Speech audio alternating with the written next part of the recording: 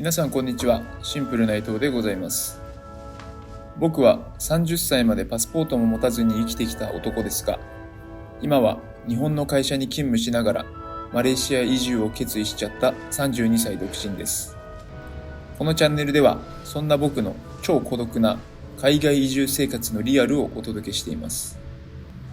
本日はあの最高級ホテルでもあるリッツ・カールトンに泊まってきた日のイブニングルーティーンの動画でございます。リッツ・カールトンといえば言わずと知れた超高級ホテルです。東京で泊まろうと思うと一泊約20万円もしてしまいます。もちろん僕にそんな財力もないし、あったとしても S&P500 にぶっ込むしか能がない男です。しかし実はマレーシアはリッツ・カールトンが世界一安く泊まれる国なのです。リッツ・カールトンクアラルンプールは1泊3万円もいかないという東京の約7分の1で泊まることができる超穴場国なのです。それを知った僕は金曜日の仕事中に勢いで予約してみましたが、ふと冷静になると3万円の出費も結構大きかったなということを今この映像を作りながら思っています。しかし自分で自分にうまく詐欺を働き騙すことに成功した僕は一泊朝食付き約3万円を予約したのでした。行く前にまずはお昼を食べてから行くことにします。せっかくのリッツ・カールトンなので端から端までフルで満喫したいという貧乏根性が出てしまい、平日の夜にチェックインというもったいないことはせずに、チェックイン開始時間の15時ちょうどに行ける土曜日からチェックアウトギリギリのお昼の12時まで目いっぱいいることのできる日曜日という土日をフルで使う作戦にしました。そしてお昼ご飯や晩ご飯などリッツ・カールトン以外を極力チープにすることでリッツ・カールトンとの段差を大きくしてよりラグジュアリーを味わう作戦です。例のごとくこの日はポップというファーストフードでご飯とレモネードが合わせて7リンギ約210円の昼食を食べます。リッツ・カールトン1泊でポップのお昼150回ほど食べることができます。これはラグジュアリーです。しかし思いのほか張り切りすぎてしまい、チェックインの2時間前に家を出てしまったため昼食を食べて時間が余りすぎてしまったので、その後スタバに行って少し作業します。フラペチーノが約18リンギットという昼食とフラペチーノの価値の違いが分からなくなってくる。これがマレーシアの物価です。個人的にはマレーシアの物価は非常に不安定になっていると感じます。これは物価が上昇している世界各国の事情も入れつつ、発展途上なアジアの文化も残しつつな状態だからだと思います。近所の屋台街では1食200円ほどで食べられる屋台が普通にありますが、先ほどのスタバのような欧米諸国の物価の水準を持ってこられると、コーヒー1杯がそれの倍くらいの値段します。そのため物の価値がバラバラでどちらに流れるかわからない瀬戸際な感じが今すごくするのです。そんなこんなで徐々に期待を膨らませて電車で最寄り駅に向かいました。ブキビンタンというクアラルンプールで最大の繁華街でもある駅にリッツ・カールトンはあります。だいたい駅から徒歩5分ぐらいのところにあるんですが、ホテルの大きさはそこまで大きくはなく、外見は至って普通のホテルといった印象でした。しかしここの入り口はとてもラグジュアリーでした。なんと鍵がかかっていて内側からしか開けられないというセキュリティも抜群なホテルだなと思ったんですが、それもそのはず、こちらはですね VIP 専用の入り口のようで、僕のような32歳元芸人孤独クソ庶民はこの入り口からは入ることはできないと言われてしまいました。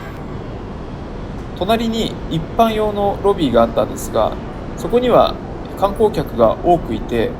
非常に賑わっていました。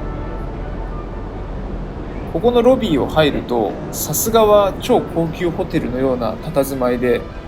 ほんのりいい香りがして非常に落ち着きのある空間が広がっていました。子供の時に初めて入った横浜そごうのようなキラキラした雰囲気があります。これは分かる人に分かれば全然大丈夫です。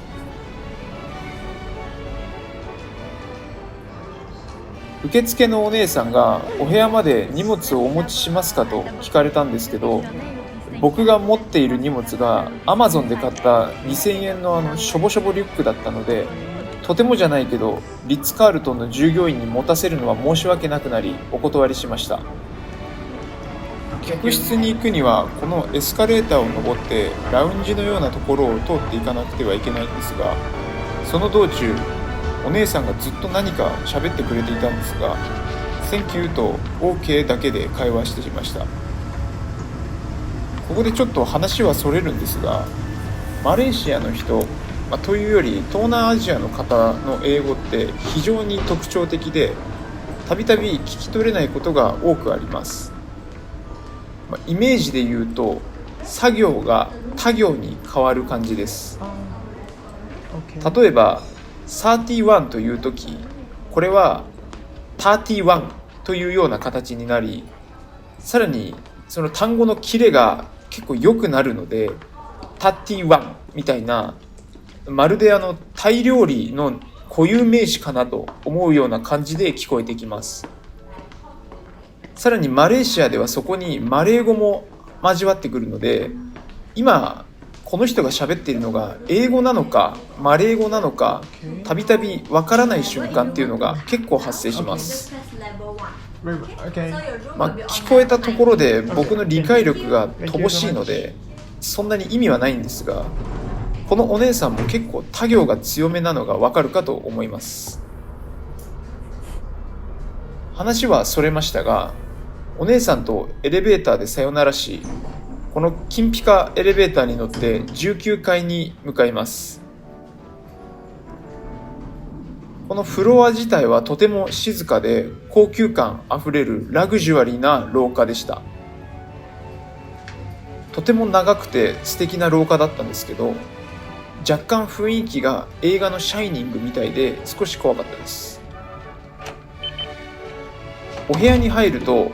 そこはさすがのラグジュアリーでした。キングサイズのベッドに大きなソファー、さらにデスクも完備されていて、一人で泊まるには広すぎるぐらいのお部屋でした。友達と訪れた人はわあ広いとかって言うんでしょうけど、僕は孤独なためふーと大きく一つため息をつくだけでした。そして部屋の入り口付近には僕がお笑い芸人時代住んでいた部屋と同じ大きさぐらいのクローゼット部屋がありましたが、今回は一泊で特に着替えもないため使うことはなさそうです。その向かいにはシャワー、トイレ、浴槽のついたお部屋があったりしましたが、この浴槽というのが今回一番嬉しかったことの一つかもしれません。マレーシアでは基本シャワーのみなので、このお風呂に入るという行為が2ヶ月ぶりにできたのはとてもラグジュアリーな経験でした。そしてリッツ・カールトンを体で感じようと思いベッドにダイブしてみましたが、思いのほかマットレスが硬くて衝撃がもろに自分に返ってきてとても痛かったです。作用反作用の法則を身をもって体感いたしました。特に部屋に入ってやることもなかったので文字通りぼーっとしてみました。その後はかなり早めの晩ご飯に行くことにしました。特に観光で来ているわけでもないし孤独なので食べるというイベントを作ることしかできません。リッツ・カールトンの目の前にはパビリオンというマレーシアでも最大級のモールがあります。いろいろな高級ブランドが入っているのでたくさんの観光客で賑わっていました。おそらく皆さんもマレーシアを訪れたらここに一度は来ると思います。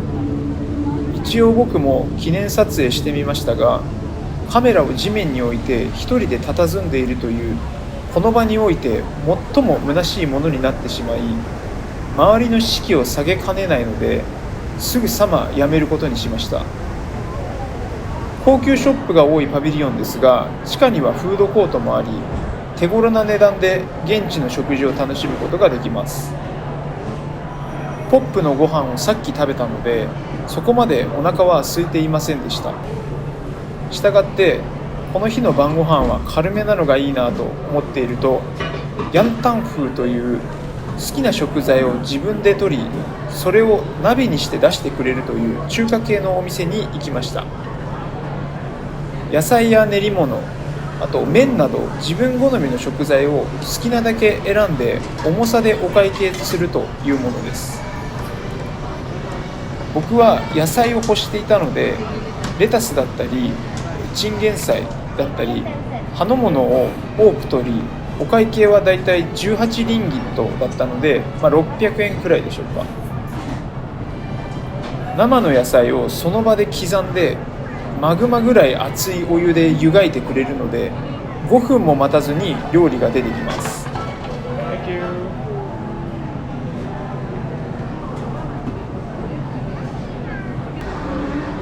完成品を見て思ったんですが、思った以上に野菜が縮んでしまい、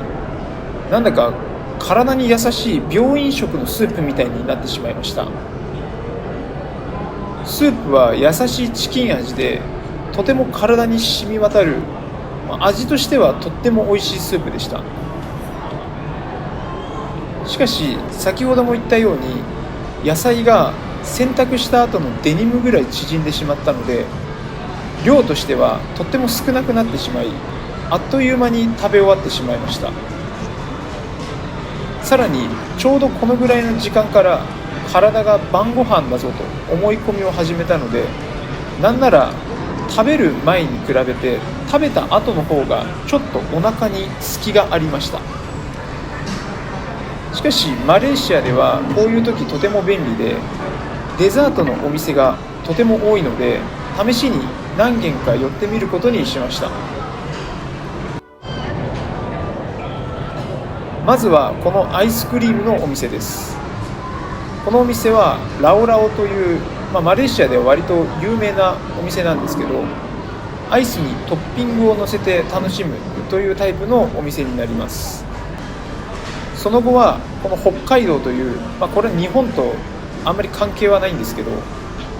エッグタルトのお店で小さなエッグタルトを2個ほど買ってホテルで食べることにしました。部屋に戻ると、